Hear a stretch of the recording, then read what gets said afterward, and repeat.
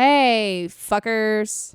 Don't forget to check out Don't Blame Them on Wednesday on Patreon, as well as our Cut for Time clip on Friday on Patreon as well.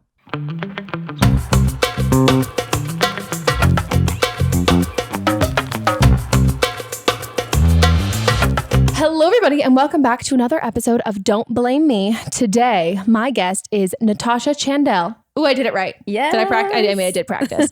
From the Kinda Dating podcast. Thank you for having Oh me. my God. Thanks for being here. I just listened to you with our good friend Shireen. Oh, yeah. That was a deep episode. Yeah. That got fucking real. No, and I love it. Also, I just love, I mean, you guys all have great voices, but like Shireen's voice, because I know when you listen to someone you know talk on a podcast, I can just like picture her face, and I also picture her, like her uncomfortable face, which is our favorite I try voice. to make her uncomfortable as all much the time. as possible. Yeah. It's a great face. We actually have a video of that one. Like, Oh we my have God. it. So I need to watch. Yeah, it's very. She gets into it. She does, and she just has. Her voice is so expressive, and it matches how expressive her face is. Yeah. And so there's just a lot of like, and I love it. And I love it. It's I was so just, true. yeah, it was a good time. I was laughing and enjoying it. And then, you know, obviously not the parts that were fun, like the parts that were funny. I was listening to yours. It's so awesome. I was like, oh man, I get to be on this show. I was like, okay. Get excited to hopefully help people with their lives. Yes. But even if we fuck it up, that's okay. Because they can't blame us. Yeah, it's not our fucking fault. People. Yeah. Don't blame anyone else. I mean, I blame lots of people for lots of things, but this time we're not taking accountability. Oh no, maybe this is just aligned with my life then. Oh, it's fine. Well, if you guys are new here and you have an issue and you want to call into the podcast, you can leave us a voicemail at 310-694-0976. And international callers, you can send us a voice memo at meghanpodcast@gmail.com. And FYI, I just need to clarify because a lot of people are confused about voice memos. And I will say, some of you who are confused have been DMing me. Okay, no, you guys kind of really have no excuse because you're Australian. So it's not like there's a language barrier here at all. Voice memo on your phone, Android, it can be an iPhone, anything like that. Go to a voice recording app and you just record your voice. Then you email it to us. And if you're going to send it, like you think you're just going to do it via Instagram and it's more than like one like quick little like if it's not like a yes or no question and it has lots of paragraphs, call in. Yeah, I'm not going to read that. I'm not going to read it either. It's a lot of words. Also, I'm not good at scrolling and remembering where I'm at because there's no little like markers. Totally. Yeah. So like I can't follow. So call us. Hi, Megan. I'm going to try to keep this short, but it's just a lot of shit right now. Basically, I'm in Washington. I am almost 27, and I am a teacher. And so I just found out, well, I didn't just find out, but a few months ago, I found out that I was laid off from my position, and it's effective the next school year. So I'm finishing out this school year, and my paycheck as well as my insurance will carry me through to the end of August. But after that, I have a couple of options. I'm looking for jobs. I'm looking for, you know, a decent paycheck and to hopefully keep some kind of insurance. But I might have to substitute teach, which means I don't have insurance. And I may potentially have to move back in with my parents, which is an option because my parents are great and supportive and they will help me out however I need to. And I know I'm lucky for that. But it's really scary and it's really stressful because I would like to stay on my own and I would like to support myself. And really the only thing that's kind of helping me through this entire thing is the fact that I'm going to be starting my master's degree in September and I'm kind of switching career paths. So being laid off was not the worst thing in the world. It's just kind of really stressful and really shitty. And I'm sitting in kind of a lot of shame for potentially having to deal with all of this. And if I have to move back in with my parents, like I will feel really shitty and it's really scary and just, I don't know. But I mean, there's options and I'm currently, you know, applying for jobs and trying to figure it out and trying to get my shit together.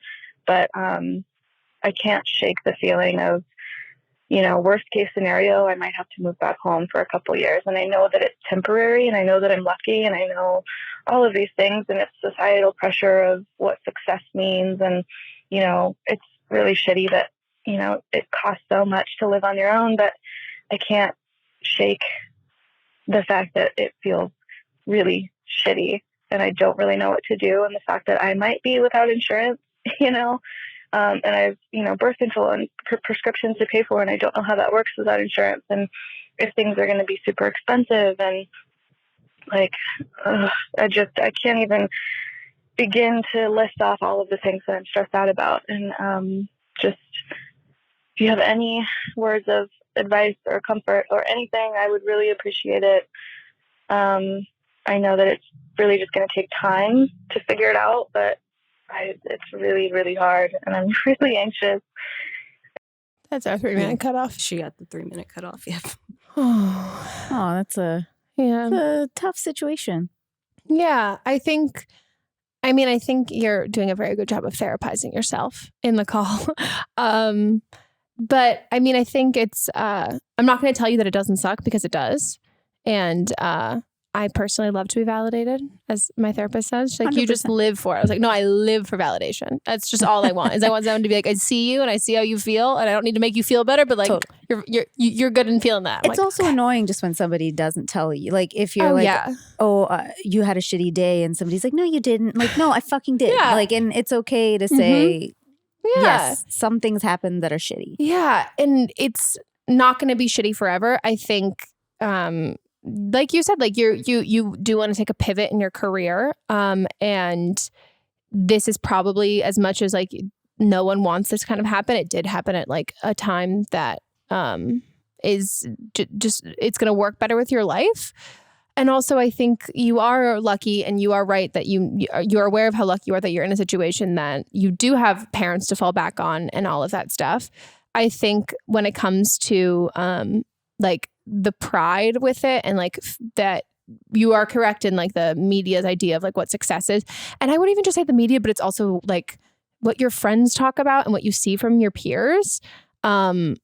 I don't have a stable job at all. Like when you're an actor, like I constantly am having insurance and then not having insurance and having to pay for my own insurance and do all of those other different things that like there isn't a steady. So I understand that when you compare it to people who have seemingly had a very steady life. But then the more I even talk to my friends who have normal corporate jobs, like, no, fuck, I got fired. Like I have been crashing on my parents' couch, but no one advertises that kind of stuff. Of course, nobody's, That's not the Instagram story that people are posting. I'm sure you're not even doing that either. So I would try, and as much as like, I hate being like, well, whatever journey you're on, like, it's going to happen. Like everyone goes through shit. I think like my opinion in the situation is I think the most important thing for you to invest your money in, it would be health insurance. I think that like you're talking about, like you have prescriptions, you have birth control, like also same, have to have health insurance because my prescriptions are insanely expensive without it. But if she's going to be a student, she can get insurance through school. In the in between. Yeah, and it's her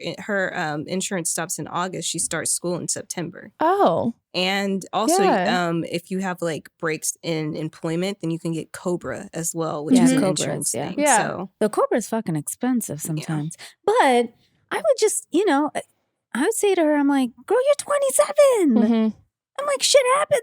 This is the time. I'm like, you're not 50 with 2 kids or 3 kids. And, I'm like, unfortunately, we're sort of that generation that got, post-recession life where everything is unstable. But if it makes her feel better, I was 31.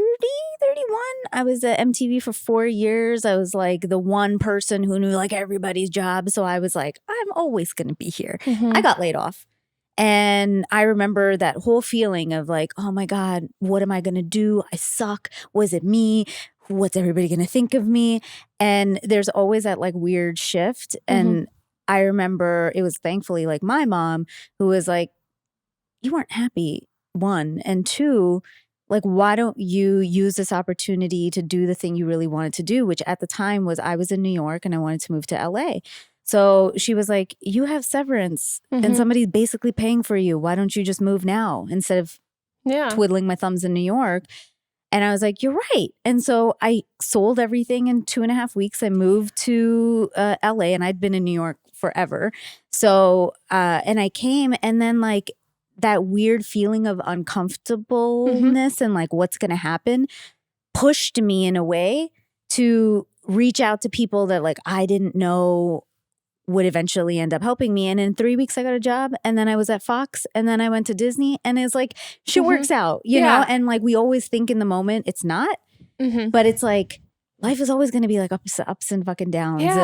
And you sometimes got to like ride it. But I also don't think like what you said, right?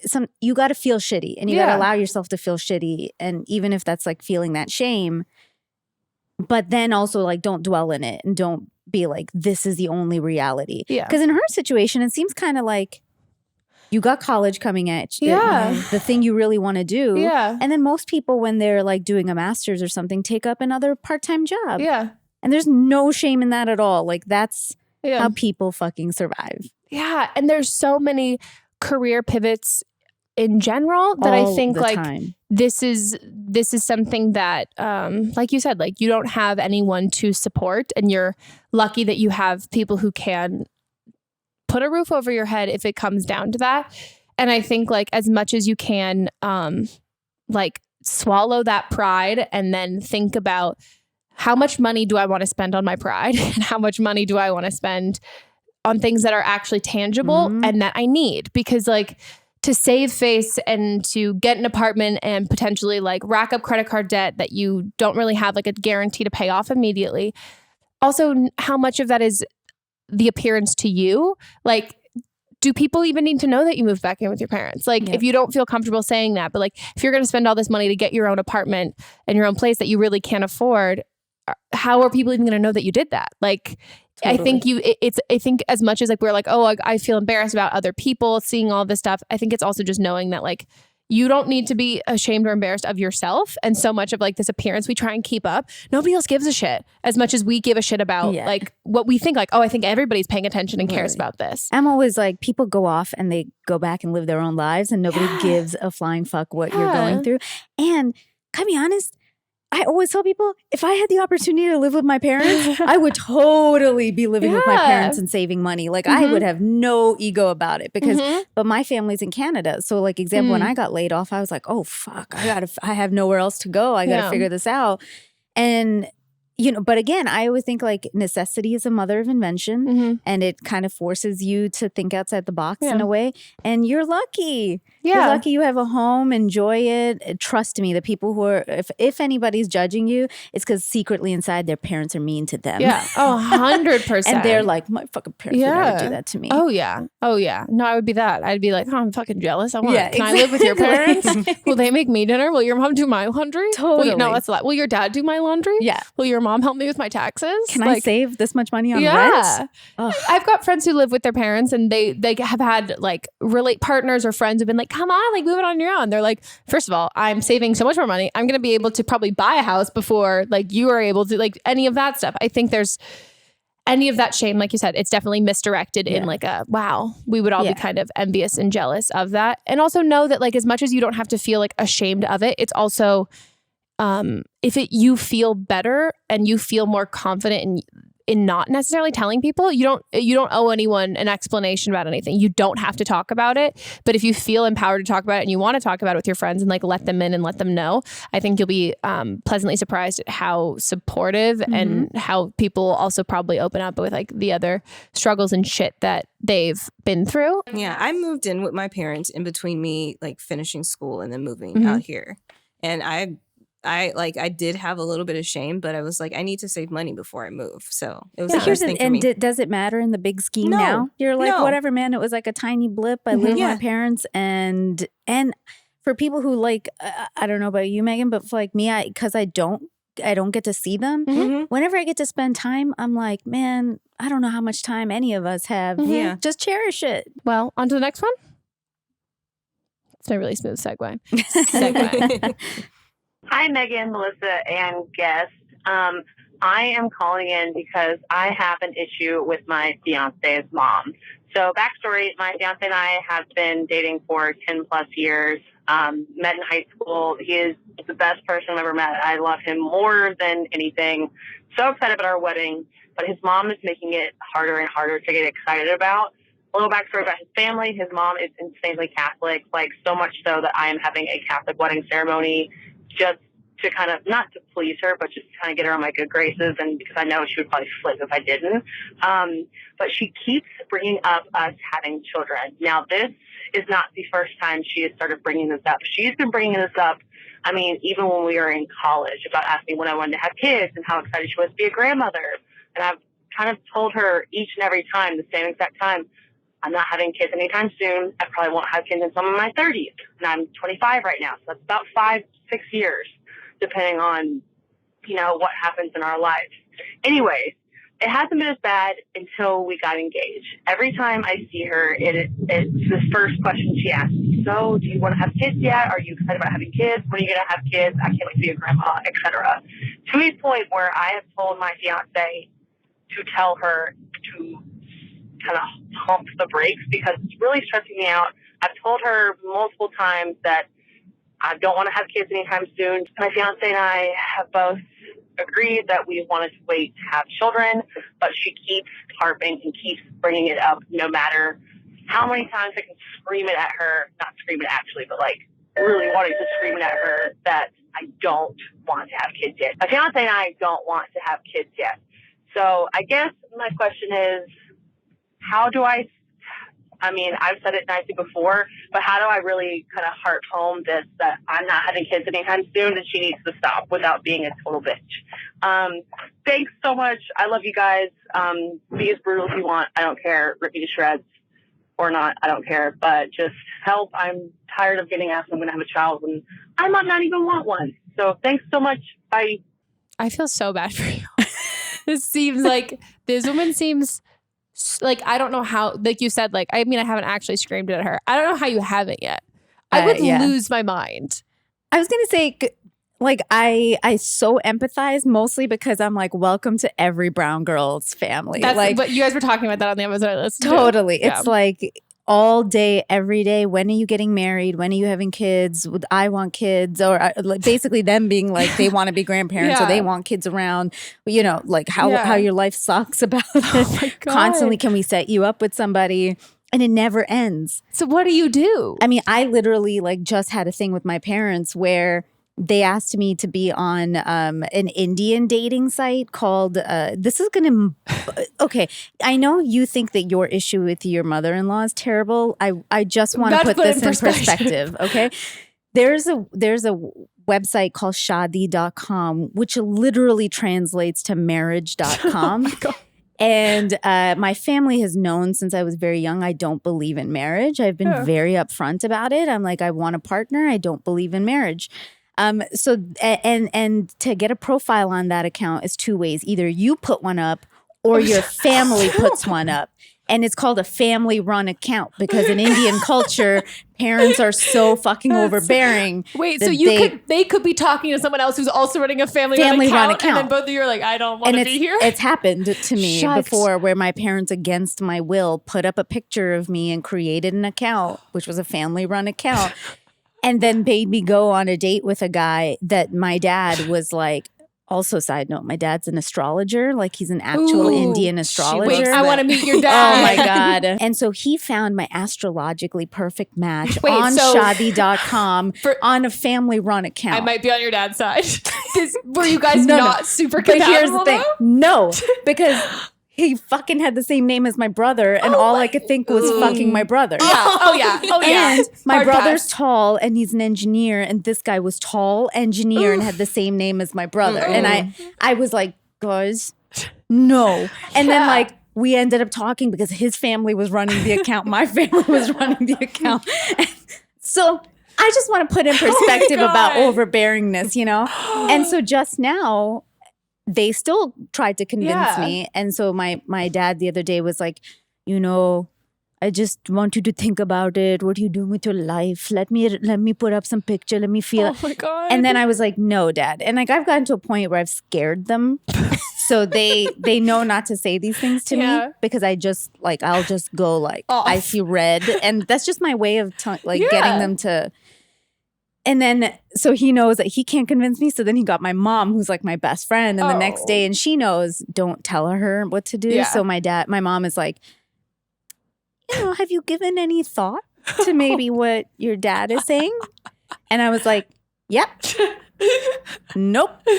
And it becomes a point, but I get it. I'm saying all this because like I so empathize with what she's going through, that constant. And so then I put up an Instagram story asking like a poll and just being like, how many people are being pressured into shit that they don't want to be doing? And it was overwhelmingly everybody. Yeah. And then I realized, oh shit, I'm not alone in this. And everybody from all cultures are getting pressured into getting married and kids. And then it's always the next thing, right? Yeah. Oh, after your kids are done, when are you having the second one? Oh, okay, well, like when are you getting a house? Or when are you, I don't know when the fuck it ends. Yeah. And people started telling me, they were like, it never ends. Like my married friends were like, Tash, just because you get married doesn't mean it'll end. Then the kid thing happens and that doesn't end. So there is some point that I guess you just have to sort of fucking let go and put down a boundary. And maybe not saying like, hey, we don't want to have kids, but saying how it makes you feel. Yeah. That's what I had to do with my mom. I just eventually said, hey, Ma, like I had to send her a text because I get angry. Oh, yeah. Speak. I understand that. So I was just like, Ma, you guys saying this keeps making me feel like I'm not, like I'm some fuck up child for you. And I just really need you to trust me that in my current state, it's just not what I'm into. Yeah. And I don't want to be leading somebody else on and wasting their time when I'm just not in that space at all. But I just basically told her how it makes me feel. Yeah. Then she tried to passive aggressive guilt me. She's like, she goes, okay, honey, I hear you. Thank you for relieving us of this guilt. You're just like, for sure. You're welcome. You're literally, welcome. I was like, you're welcome. That's funny. Moving on, because I'm not going to play into this passive aggressiveness. Yeah. But at some point, you kind of have to put down. I think, I don't know how you feel about it, but yeah.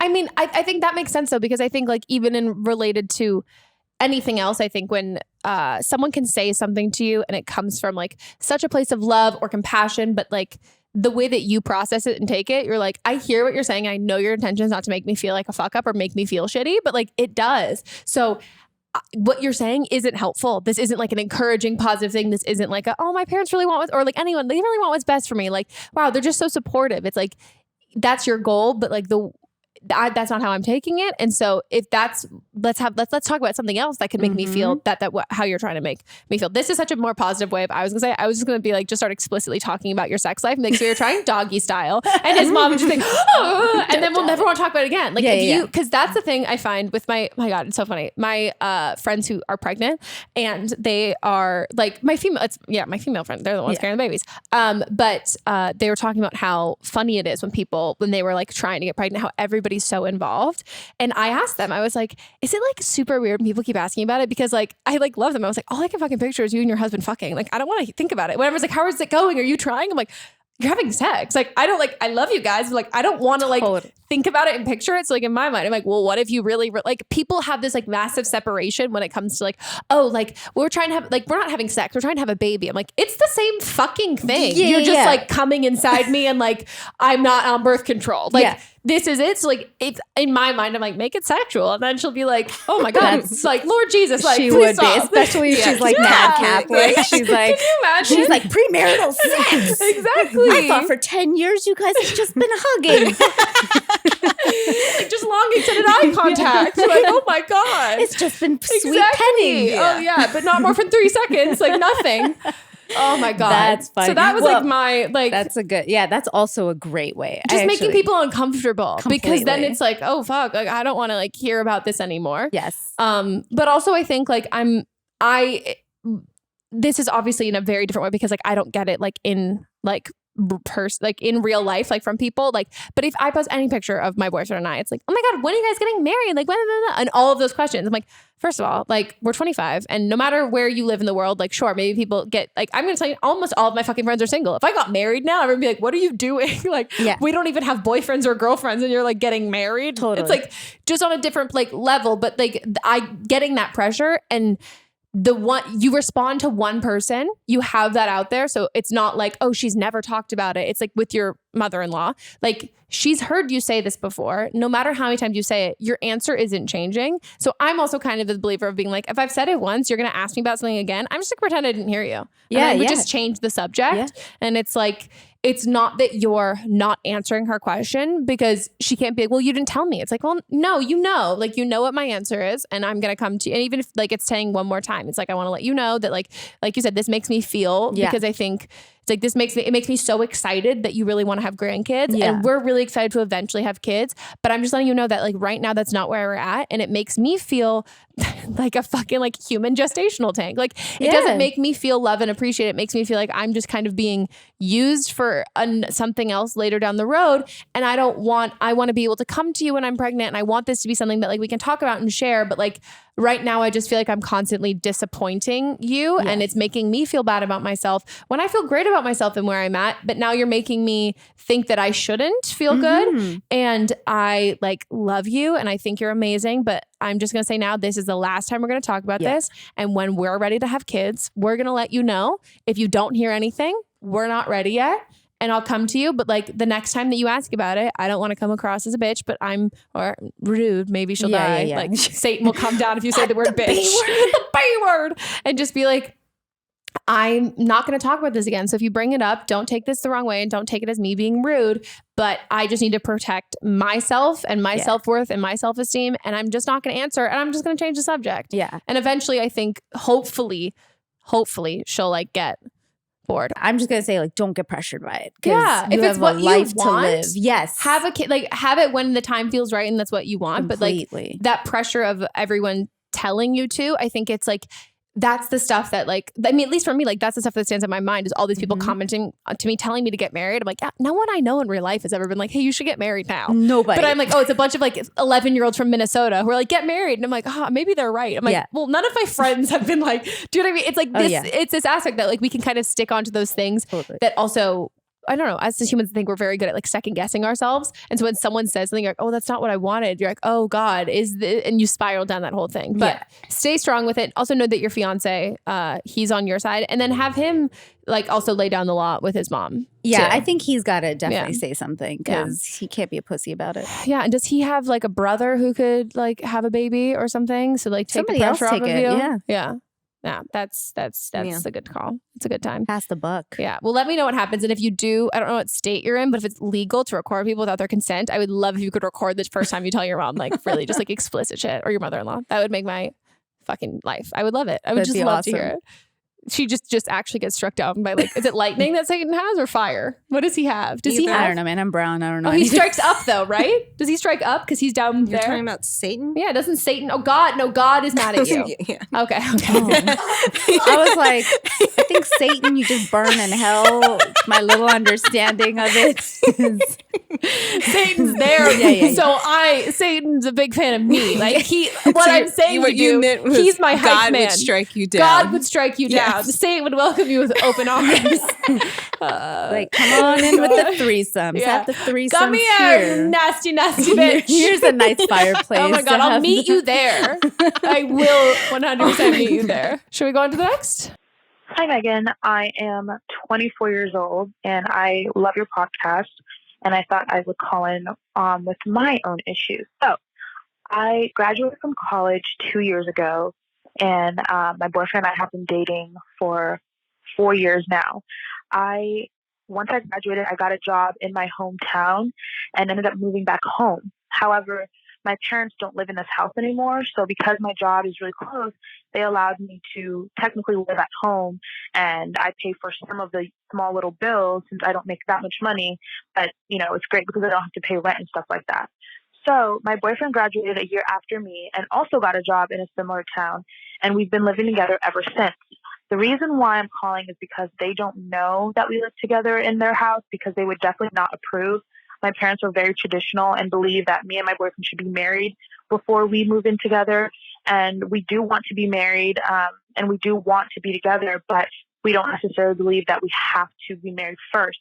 My parents are coming this summer to visit, and thankfully his friend has allowed him to crash at his place, and he will no longer be in the home when they come.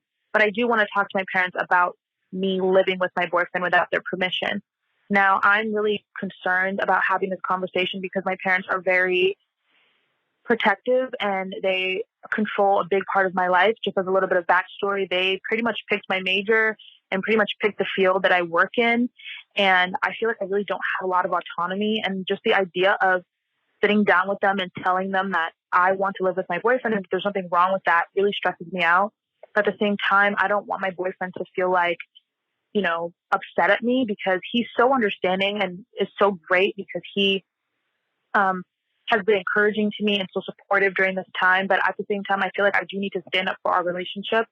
I just need some advice about how to go about this conversation, because I do want to still live at home with him, because it'll give us so much, like the ability to save money and not having to pay rent. And we still want to pay bills. It's not like I just want my boyfriend and I to freeload off of them. Like, we want to contribute to the household. We want to help with some of the renovations, because it is an older home, and we do have plans on like what we want to do with the kitchen and things like that. But I just need kind of advice on how to confront my very traditional and stifling parents, if you will. Wait, so let me just get, she and him have been living in the parents' house with the parents there. No, the parents aren't there. Yeah, they have another place. The parents pay for it, like, and they pay, happening? I'm assuming utilities is what they're paying. Got it. So they're both living there for free. I'm going to be honest with you, I think if you tell your parents, they're going to kick both of you out. They're going to kick both of you out. So I think you need to decide. And like, I live with my boyfriend, you know, in sin. I mean, we already knew I was going, yeah. But so we live together, but and so I'm not saying that like, oh, you shouldn't live together.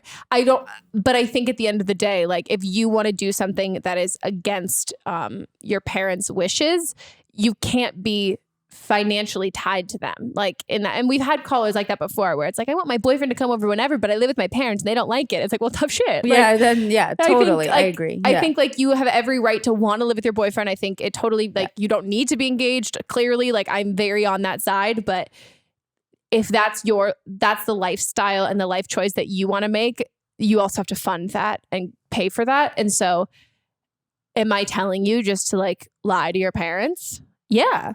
Am I also saying run that scam? Run that fucking scam. First of all, you guys have it good. Yeah. You're saving money.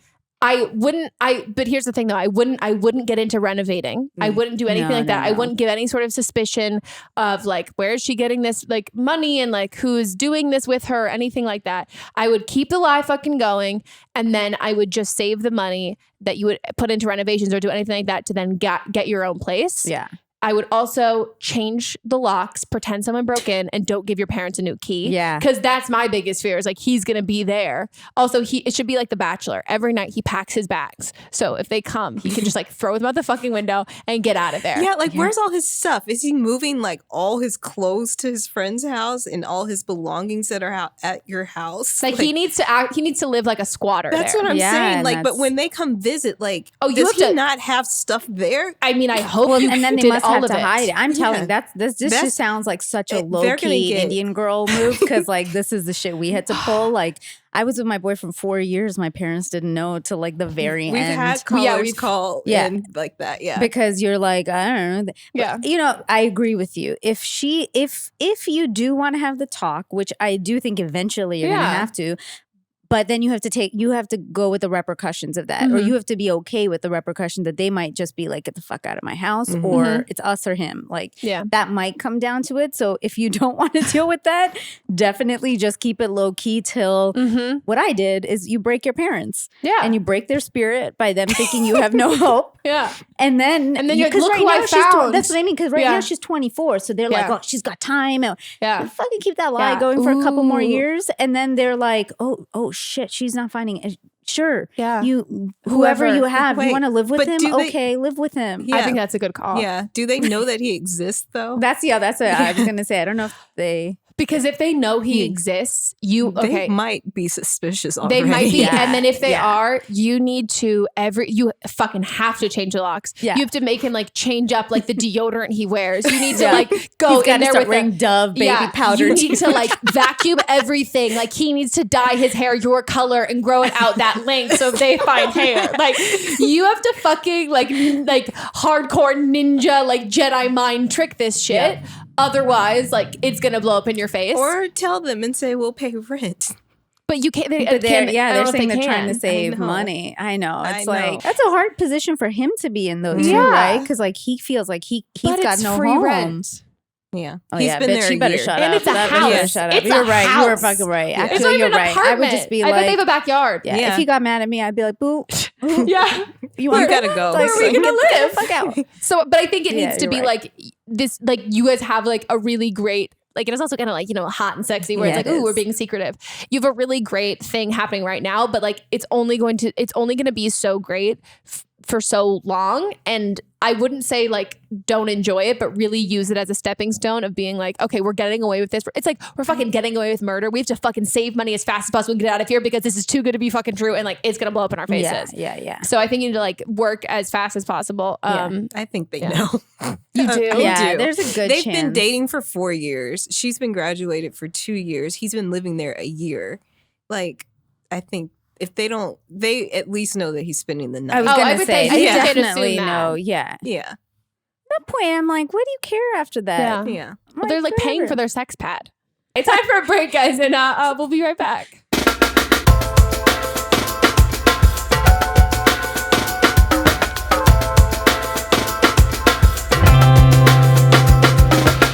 If there's something interfering with your happiness or preventing you from achieving your goals, BetterHelp Online Counseling can help.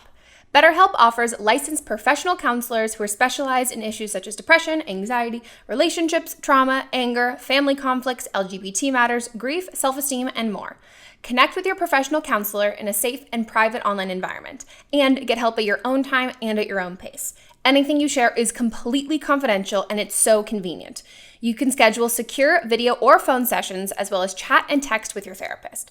And if for some reason you're not happy with your counselor, though, you can request a new one at any time for no additional charge. Best of all, it is a truly affordable option. Don't Blame Me with Megan Rinks listeners even get 10% off your first month with the discount code BLAME. So why not get started today? Go to betterhelp.com/blame, then simply fill out a questionnaire to help them assess your needs and get matched with a counselor you'll love today. That's betterhelp.com/blame. Okay, guys, we are back from our break, and let's hop into the rest of the calls. I'm 18 years old, and my boyfriend is 21. He just turned 21. He has a best friend who was dating my best friend for the last year. No, they broke up a year ago, so they dated the first year of our relationship. It was really fun, and we did a lot of double dates, but since they've broken up, he still tags along with just my boyfriend and I. It's gotten to the point where I brought it up to my boyfriend about how I want a little bit more time, just him and I, and without having it as kind of like a group date and just kind of my boyfriend and I. My boyfriend doesn't think there's a problem with it. He thinks it's fun when his friend comes. He thinks that we do have enough alone time, and he thinks he would be mean if he brought it up to his friends. His friend kind of knows that it bothers me because he's texting my boyfriend stuff like, I don't know if I should come if she's there and stuff like that. I don't want to make her mad. It's not that it makes me mad. I do love his friend. I just want more time just us. He literally comes to all of our dinners, all of our movie dates. It doesn't seem to bother my boyfriend or his friends, and neither of them see a problem with it. So I really need advice on how to bring it up again to him. I've brought it up about 3 times now, and it doesn't seem like anything is going to change, but it definitely does really affect my happiness, and it makes me feel like I'm not as important as his friend. I want us to be equal, but he sees his friend 7 days a week, and he sees me usually 3. And even those 3 days, his friend has to be there. Wow. Yeah, that's like the epitome of a third wheel. Yeah. Like, I think you're the third wheel. Yeah, actually, yeah. Like, I think, like, yeah. Wow. That's odd. I mean, I've definitely, like, they also broke up. That was the part that, like, so him and his ex-girlfriend, who you guys used to hang out with, broke up a year ago. So they dated a year before. So, like, I would think in high school, when my boyfriend and I broke up, like, I definitely invited myself to, but like, I invited myself to everything that my best friend and her boyfriend did. Mm-hmm. And she was like very nice about it. He was even nicer about it. He was like, yeah, for sure, the more the merrier. And she's like, can you like not be around all the fucking time? But it was me. I was the one instigating it. And like, it wasn't like they were being like, come on it, like all the time. And why were you doing that? Well, because I was newly single and like hella fucking lonely, but it didn't like last that long. Like, it was one of those things that it was kind of it was the end. I think it was no, I don't know. It was some point in time where I was just hanging out with them a bunch. But it didn't last. It was kind of like, oh, I was really sad about my breakup. And like, it's when you're young and you're sad about your break or whatever, you want to hang out with your friends. If your friend is a boyfriend, it's like, okay, well, I'm going to hang out with you guys for a couple weeks. But like, that seems like it's ongoing. Yeah. And they see each other 7 days a week. Like, I'm definitely all for, like, I get the bromance thing because, like, you know, dudes get like that, girls can get like that. But there definitely is like a little, if he's coming to every do you guys movie, have sex? date and dinner, He's like sitting I'm in the saying. room. That's what I'm wondering. Like, does he watch when you fuck? I was gonna be like, if it was me, I'd just embrace it and invite him. Shut up. Wait, that's actually the way to get your boyfriend. Yep. Unless they've got like a romance thing in your boyfriend. Yes. But if your boyfriend's like super, super, super hetero, like that's the way you get him. Be like, you know what? Like maybe we invite him to like do like some other stuff with us. Since you enjoy him being around so much. He's like, never fucking mind. You never see him again. Yeah. You never see that guy ever again. You know, if he's just going to be around, I feel like we should put him to use. Yeah. Like for the 100%. movies, you know, maybe I'll make out with you for like fine them make out with him. He can finger bang me while I hang out with you. Oh my God. I just love that. Just making this, the theme of this episode is like how to get what you want. Make people so uncomfortable that you trick them into it. Don't say how you really feel. That's not working, clearly. Not at all. Clearly. This is why people call girls crazy, because we say how we feel, then you don't listen to us. And they're like, well, fuck, now I have to come with that elaborate fucking scheme. Yeah. Oh my God. Or you know what? Try to set him up with some other girl. Yeah. That's a good call. Try to find him some other date. Because, I mean, there's Tinder and shit. There's lots going on. Convince him of that. Get him out of your hair. And if you guys are having sex, this is going to be classic, like crazy female. I think you need to like, your boyfriend is having his cake and eating it too. I think it can be like, you know what? Like, I don't know. I don't really feel if he's like, you sleep over there or whatever. And like, maybe they're roommates or whatever. And you're like, I just like, don't really feel in the mood. Like tonight, it doesn't really that like, make it be like, no, you can't hang out with me and your bro and keep doing this, all the fucking time. And then like, be like, oh, we're going to come home. We're going to have sex. You're like, so we're just friends because I like I hate the word foreplay, but whatever. Like, especially like female foreplay or whatever. It doesn't just start with like making out or whatever. Like, I need to be in the mood mentally. If I'm not in the mood mentally, and if that means we're like fucking watching like super bad with your bros, and you guys are all like smoking out of a 6-foot bong. Like, you know what? I'm not thinking can't wait to bone my boyfriend later. Like, completely romantic date, like something that has, and not even necessarily like, I don't know, like just in a way that like you can still be flirty and like sexy when it's just you and him, because like I'm sure at least I'd feel like a fucking idiot trying to be sexy in front of like my boyfriend and his friend. Yeah. Like, your girlfriend, she's trying so hard. You're like, duh, okay, yeah. I'm like, ugh. God. I mean, it's sweet that that you guys are being nice to him, but it does seem like a tad much. But why does he want to be there? But he's also said like, I don't want to come. It would be weird. And the boyfriend's like, no, come. Are they in love? Are they having issues? Like, as in maybe the boyfriend doesn't want to be alone with her. I don't want to put that idea in your head, but maybe that's something to ask. Like, what's really going on? Yeah, because it's odd. If you feel uncomfortable, you've made it clear you're uncomfortable. Your boyfriend's friend has said that like he also can sense that it's a little bit uncomfortable, and your boyfriend's like, no, we're all good. Like, why is he on his friend's side, not yours? Yes. Like, why isn't he backing that up? You know, maybe like coming up with some compromise. Like maybe he comes out one day and then 2 days you guys have your own thing, because there's got to be some balance to that. If he's there all the time, it's legit weird. And maybe it's one of those things that like he invites. If I want to know how the plans are being made. Like, are you guys making plans, and is then his friend going along, and is your boyfriend then inviting him, or are they making plans and then they're inviting you? Like, maybe you just like you don't instigate plans, you don't make plans at all, and then if your boyfriend's like, hey, we're gonna go come do this, like we're all gonna be doing this, be like, no, I'm good, and then realize like, oh, he never asks you to hang out one-on-one, because there are so many times like I think this happens a lot with guys. We're like, no, I am doing that thing. And you're like, no, you're not. But I'm going to show you. You can't see it, because when I tell you that, I'm just being an asshole. So like instead, I'm going to be like, oh no, I'm going to say no to these other things. And you're going to be like, oh, I guess maybe I am not doing that thing. Like maybe we're not hanging out alone, because now I realize that the only time that you guys are hanging out alone, you're instigating it, or it's the end of the night after, after you've already hung out with his friends. And so if you don't give the opportunity, like put the ball in his court in the sense of being like, you also shouldn't be the one who has to like force him to want to hang out with you one-on-one. Agreed. And then he needs to also instigate it. And if he and then also if he like is fine with not, and like you realize that, I think you need to let them go live happily ever after.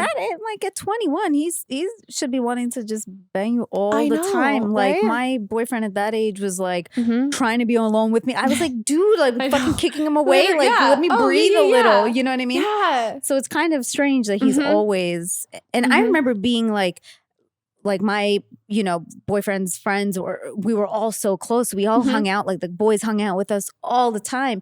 But he also was like, all right, no, I want to be alone. Like so it's definitely something else I feel like there's something else going on. I think so. Also because like your friend is a cock block in that age. Totally. At that age, it's like all about like, no man, don't fucking cock block me. Like, blah, blah, blah. So I have to say, don't have sex, withhold the sex. And not even in like, I'm not having, but just like being like, you know what? Like this, I'm not really in the mood because like, I don't know. I just felt kind of like one of the boys today, and make him, I don't want to say make him work for it, but like, I think make him realize that he needs to make space for her. Yeah. And if he wants to make the effort, you need to see now if the relationship is where it's at and has progressed where it's at because of the effort that you've put in, or has he put in effort too? Yeah. And it's super hard as somebody who's a total control freak. And like, I'm okay with putting in a lot of effort. And it's like, I sometimes would rather put in effort and reap the benefits than not like have that, like, there's my like Leo ego thing of being like, I don't want to feel rejected. So I'd rather make the plans versus wait for someone else to do it. But it's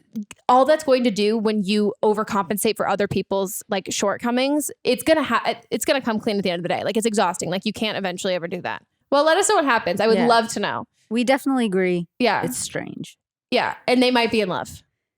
And if they are in love, I would love to. I would want to be part of the throuple. I think you have to suggest that, and then also, but imagine though, it's funny. You suggest that, and then like, he's like, yeah, for sure, and then you're like, oh my god, no, never mind. This is all I need to know. I'm out. I'm fucking out. No, or you're into it. I would be into it. Like I'm serious, but I don't think she's into it. No.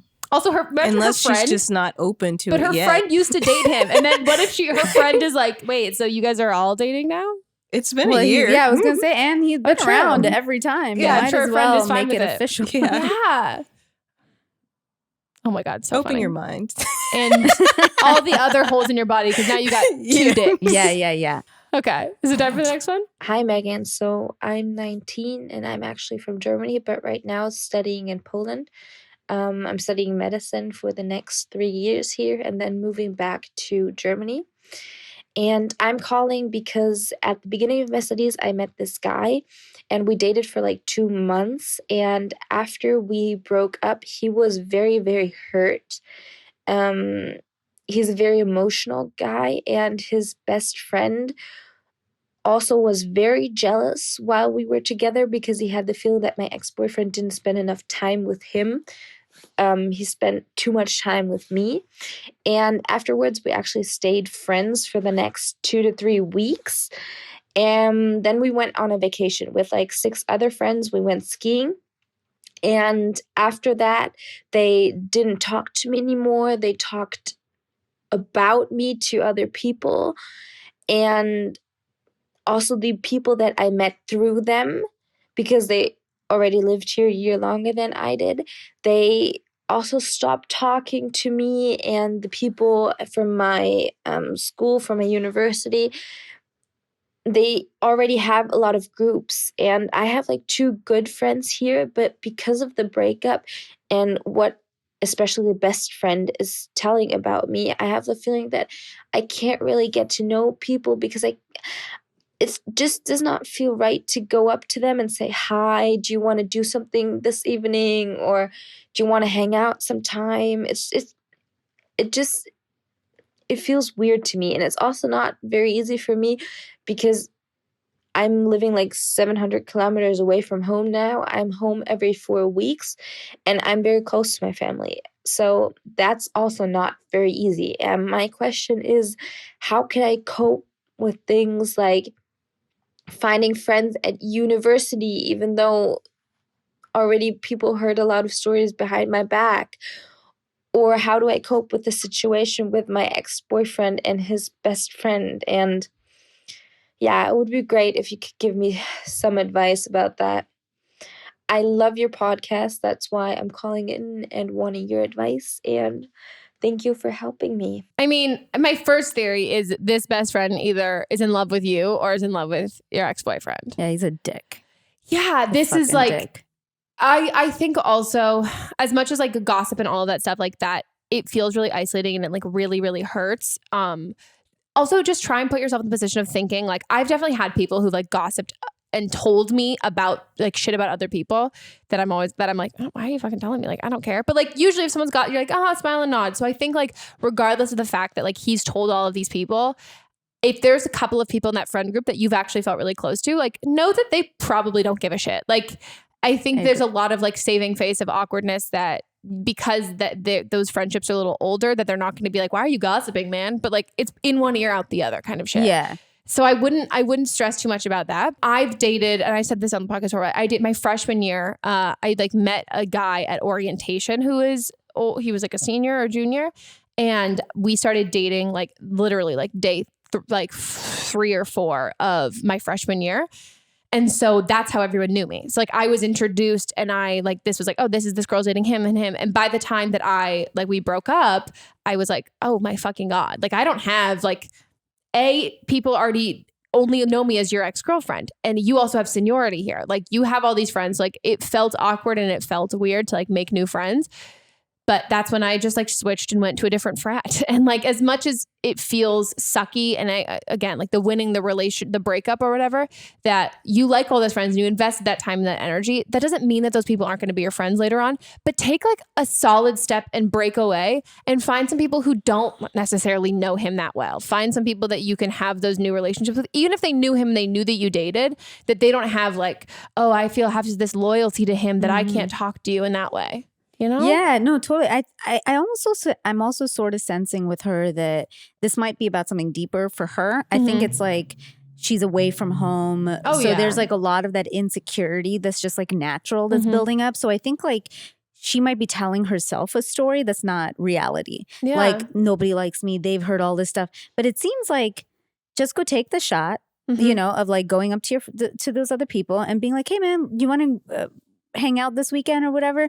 If you notice that it's like a continuous pattern, don't take the truth as like a bad thing. Take it like the truth is a gift. You found out that those aren't the right people for you and move on. Like, but the big thing is like, don't give somebody else the power to take away enjoyment and joy in your life. That's the part you control. Yeah. You don't control what any fucking dick, because he's literally a dick, does out there.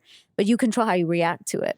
So like, don't give him that fucking power. He's a douche. Yeah, and it vets those people. Like if those people are going to like hear some lame gossip and be like, oh yeah, I'm not going to speak to her anymore. I'm like, cool, you didn't want to be that's what friends I'm saying. With people anyway. Because like that happened to me in high school too. Like my first boyfriend, I literally only dated him for a month and a half. And this kind of like this, I think she said 2 months, right? And he went around after that, like we didn't do anything because I was so young and like I wasn't allowed to go out or anything.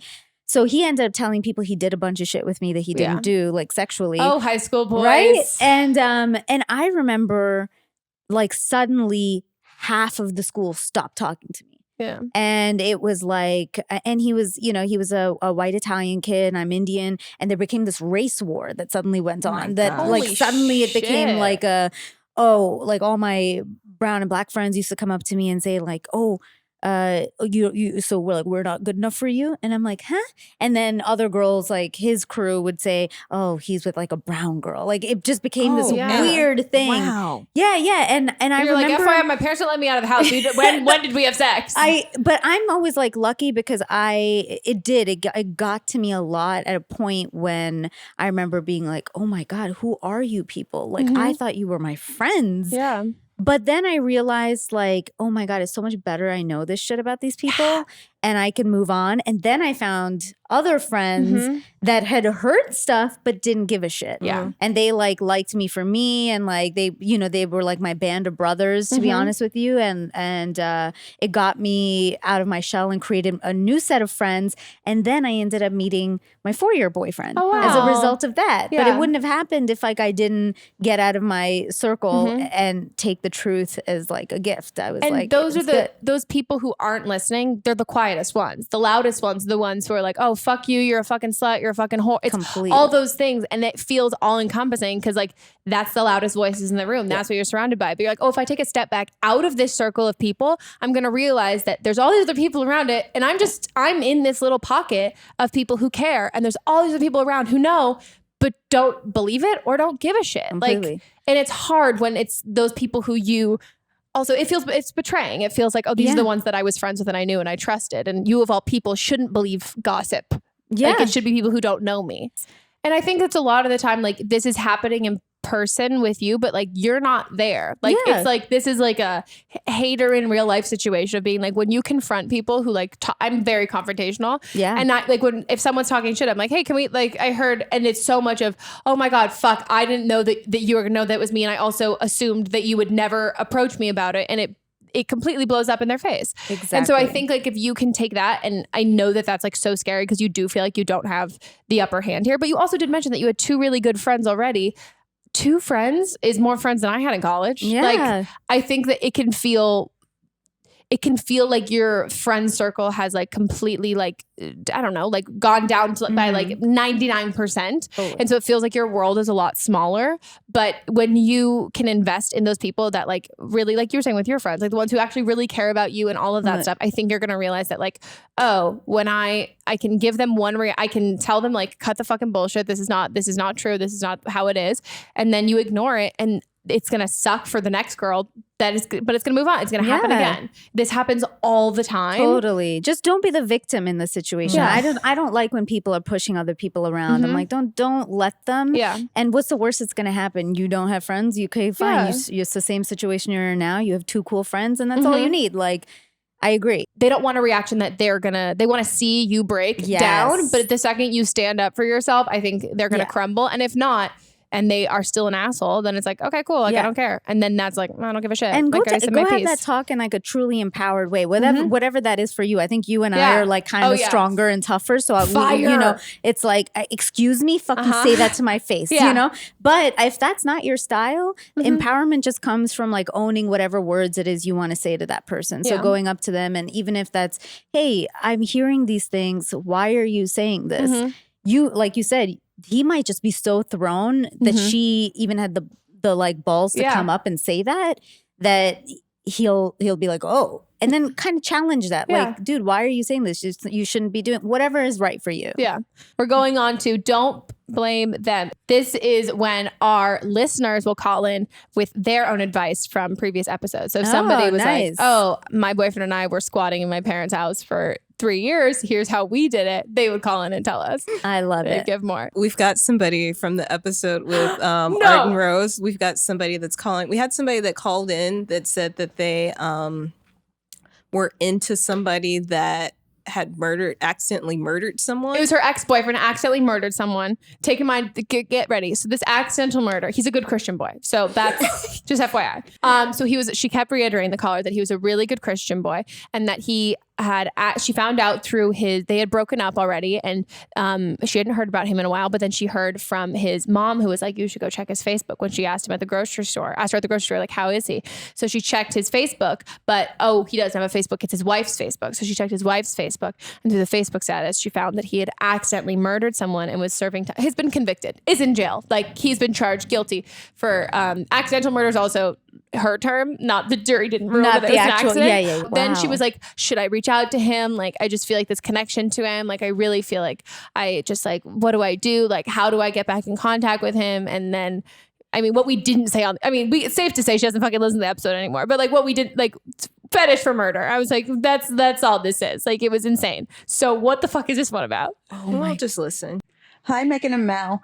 So I'm sending this message because I'm currently watching the most recent episode with Adam Rose. And someone called in to give their own advice about the girl whose ex killed someone. And you were super excited thinking that maybe they were in the same situation, but it turned out that they wasn't. So I have an ex-boyfriend that murdered someone.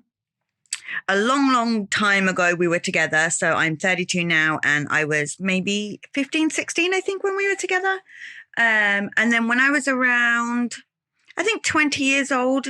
I was working in Italy and I got a phone call from like all of my family and my best friend telling me that he had been sent to prison for murdering an old lady. And he subsequently killed himself. But this girl that's thinking of reconnecting with her ex, like, come on, get a grip. I'm sorry, I know I'm harsh, but the dude fucking killed someone, for Christ's sake. Like, walk away, walk far away. You don't want anything to do with someone like that. Like, hello, get some reality, because that's just insane. I am so fucking happy that, well, my ex didn't kill me, for example, and I managed to, escape that one. Like, stay away. Come on. Anyway, that's my thing. And I thought you'd like to hear from someone who actually was kind of in the same situation. Have a good day. Love the podcast. Love your videos. Bye. Oh, my God. Yeah. So the original call was in the episode with Nikki Lemos. And so this caller is responding to another caller's advice.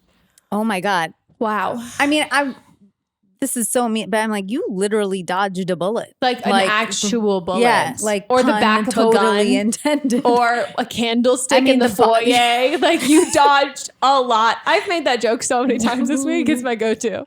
Holy shit. Wow. Does it make you, do you think anyone that you've ever dated could have killed somebody?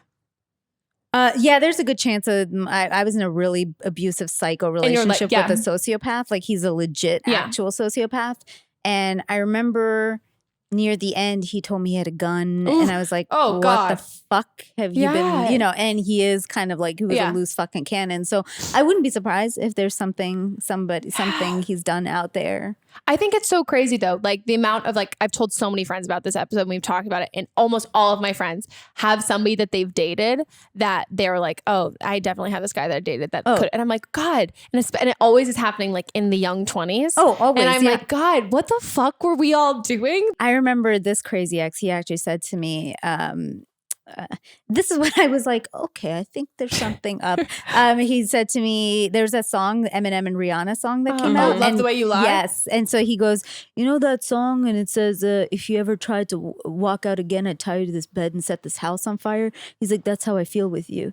And I was like, romantic. That's literally what I said. Goodbye. I was like, that's romantic. But he was like in my house at the time. So I was like, God. And like, just super like, don't fucking instigate this person right now. But like, I had to come up with a whole plan to get myself out of that relationship because he was psycho. Oh, that's always how it happens. Yeah. The whole now you have to let all your friends know this is the plan. God. We're all on this. Yeah. But don't go back. Oh my God. It's just attraction. It's just fucking lust to go get some fucking dick somewhere else or vagina, whatever you're into. Look, this person murdered somebody. We're not here to say, that's like for a court of law to say if good or bad person. Well, okay, that's not what we're here contending. It's that you can like somebody and not be with them. Oh, yeah. You can even love somebody and not be with them. Watch the Ted Bundy movie. Exactly. You're like, all right, just see the person for what they are, and you could still love them from afar. If you still are like trying to go that route. Or join a cult. I can't get over the love. Do something else. Not that you should join a cult. Do not join a cult. No, but I mean, like, at that point. Rock climbing. Go do another activity that expends some of that energy that's clearly in you. I more mean join a cult in the sense of being like, no, they would not join a cult. Like, would you join a cult? Do you know what I mean? Like, be obsessed with. Yeah, like if there's a level I just have to. I know, don't join a cult. But I mean, like, if you're making this guy the exception, like, would you date any other, like, don't make him the exception. Like, would you join a cult where like you're cool with someone murder, like something like that? Like, pick these other things that are in the same field. Like, would you do that? Like, why are you making an exception for like this one fuckboy from like when you were 16? I mean, I also don't want to get too deep about it, but like, maybe there's something that you need to discuss. Oh, that was our entire one. Or definitely, talk to a therapist. I was like, you got issues. Like, you need to go to therapy.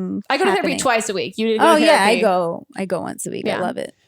Oh, wow. What a time. Crazy. So that's it. I hope you guys enjoyed this episode. Promo your shit. Oh my God. Thank you. First, how fucking awesome are you guys? Oh my I love God. you. This You're is so awesome. Oh my God. fun. No, you're fantastic. We have to have you back on. This Yes, was so please. great. No, you have to come on. Oh my God. Yes. I love talking. Clearly.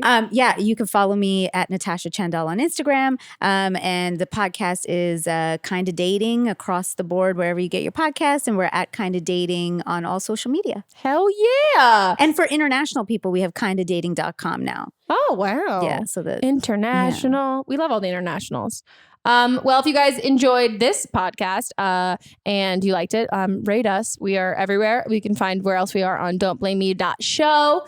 And then if you want to call in for an upcoming episode, you can leave us a voicemail at 310-694-0976. And international listeners, you can email us an audio file at meghanpodcast@gmail.com. Follow us on Instagram, Don't Blame Meme Pod. And our Patreon has released. Check it out. Join the team. Join the club. It's like a cool cult, but it's not a cult because like it's way more fun. Cult. it's a group. It's a group. I know. I just read an article about cults. Can you tell? Yeah. My BuzzFeed has really been catered to me. Also, my BuzzFeed homepage is currently in French, so there's only a few. Like I just go based on pictures right now. So that's what I've been doing. Check it out there. It's fun time. Lots of chats. Lots of exclusive stuff. So much exclusive clips. So a lot of stuff even from this episode that you guys have missed out on. So yeah, and we'll see you guys next week. Goodbye.